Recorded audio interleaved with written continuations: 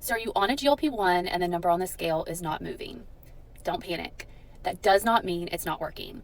Here are some ways for you to tell that your GLP-1 is hard at work in your body.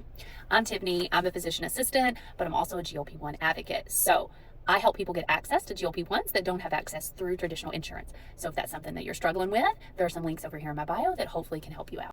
So let's go over some of the signs that I know that a GLP-1 is working, even if the scale is not moving yet. So number one, you're thinking about food less. So one of the very first signs that starts to happen is people are just not thinking about food. Food noise goes away. So it ends up being less grazing, less thoughts of food, less thoughts of when is my next meal. Or maybe even all of a sudden you look up, it's time for lunch, and you realize you weren't even getting hungry, or your stomach didn't even let you know that lunchtime was coming. Number two, you start feeling full faster. So you sit down to a meal, you fill up your plate, and all of a sudden you can't eat quite as much as you used to eat.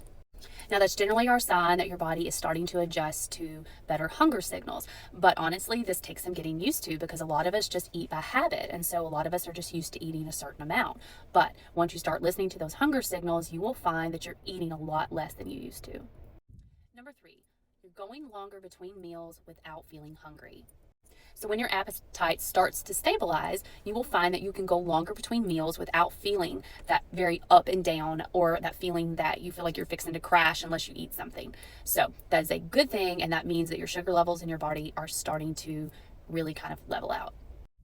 Number four, better blood sugar control. So this one may be hard to detect if you weren't already checking your blood sugar or if you're not diabetic, but the very first sign that we see is actually a stabilization of your blood sugars, especially first thing in the morning. So if you were waking up with an elevated blood sugar, almost immediately when we start GLP-1 therapy, that is going to improve. But again, you're probably not going to notice this unless you were routinely checking your sugars before.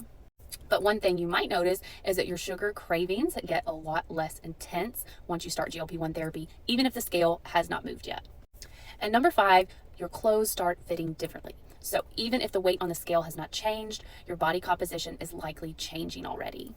But inches don't really always show up on the scale. So I always encourage people before they start their therapy to make sure you measure yourself so that you can see that progress, because we know how important it is to see progress to helping you stay on track.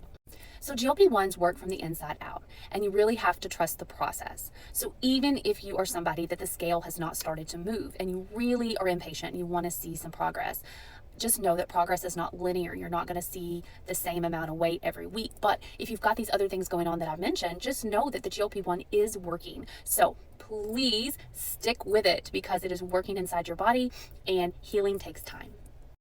So follow me for more GLP-1 information, and please repost this video so it can get to some of your GLP-1 friends.